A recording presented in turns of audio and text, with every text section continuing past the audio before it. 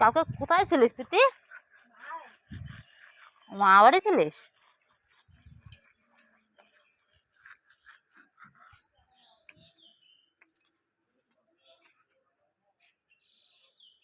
গাছগুলোর কি অবস্থা হয়ে গেছে, লঙ্কা গাছটা পুরো হেলে গেছে। আরে আমার পেঁপে গাছটাই ভেঙে গেল। পেঁপে গাছটা আমার ভেঙে গেছে, মানে মাটির থেকে হয়ে গেছে। এবার একটু বসা দিতে হবে টেনে। এটা ওর বাবা ঠিক করবে। লঙ্কা গাছটা পুরো হেলে গেছে। হ্যাঁ, আর এই গাছটা তো পুরো ভেঙে চুরে কি অবস্থা। কিসের?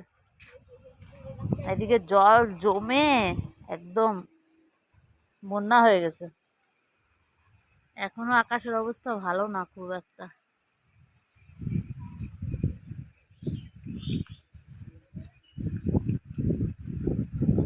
কিরে আম কুড়াচ্ছিস?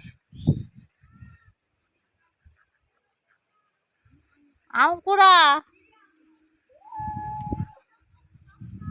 হ্যাঁ, 10টা। আর এদের পেঁপে গাছটার কি অবস্থা? পেঁপে গাছটা পুরো একদম শুয়ে পড়েছে। আবার তুই এবার পেঁপে গাছে উঠিস কেন? নাম। পেঁপে গাছটা পুরো শুয়ে পড়েছে।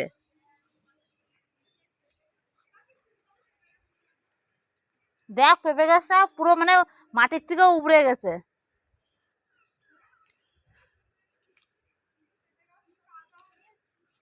হ্যাঁ, বাবা এই কলা গাছ এইভাবে পেলা দিচ্ছে কে রে? এলোমার কলা গাছ রেখে কি হবে? আর এই কলাটা তো দারুণ কলা। এই যে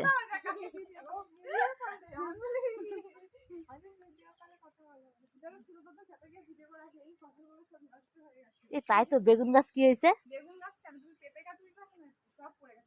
তাই যাবো কি করে? কিন্তু যাওয়া যাবে?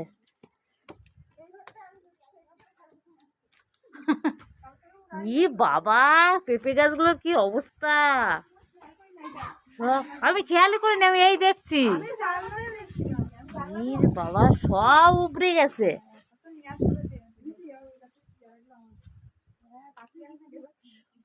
সব ভেঙে কি অবস্থা। আর বেগুন গাছগুলো তো পুরো একদম ছিটকাই গেছে মোড়ে। পেঁপে এখন বৃষ্টি বুঝিস না, এখন থেকে পড়ে গেলে হাত পায়ে লাগবে। স্লিপে একবার কাটলি। কি অবস্থা রে, হরি হরি। এই দিকটা সেরকম ওই লম্বু বাগানটা আবার কিছু হয়নি দেখছিস? কিন্তু যেগুলো লম্বা লম্বা গাছ সেগুলো সব নষ্ট হয়ে গেছে। বিশেষ করে পেঁপে গাছগুলোর ক্ষতি বেশি হয়েছে। পেঁপে গাছ তো সব থেকে নরম।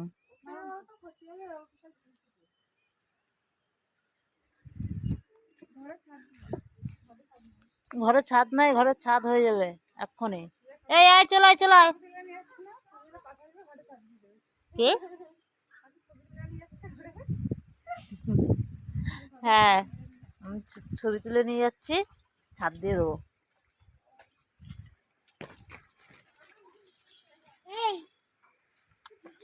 আমাদের রাস্তাটার কি অবস্থা দেখে যা একটু।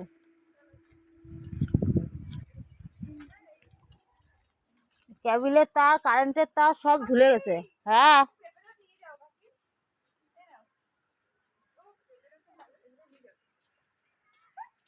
পড়েছিল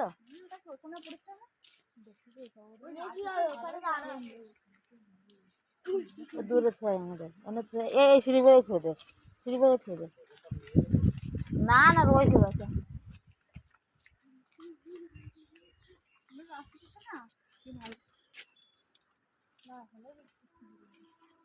আই বৃষ্টি ঝেপে নিতা দেবে মেপে, নিতার দাঁতে পোকা। হ্যাঁ, আর কিছু আর দিছি তো, ছাদ এই যে ছাদ দিছি, ছাদ দিছি। এই গাছগুলোর পরি নাই, দেখেছিস?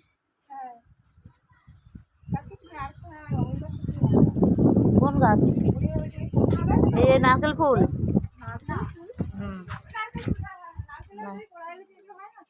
দেখ নারকেল ফুলটা কি সুন্দর লাগছে দেখতে। আর তোমার ফোনটা গেছে। যাক, আমার গার্ডেনটার অবস্থা দেখো, ভেঙে চুরে কি অবস্থা আমার গার্ডেনটার।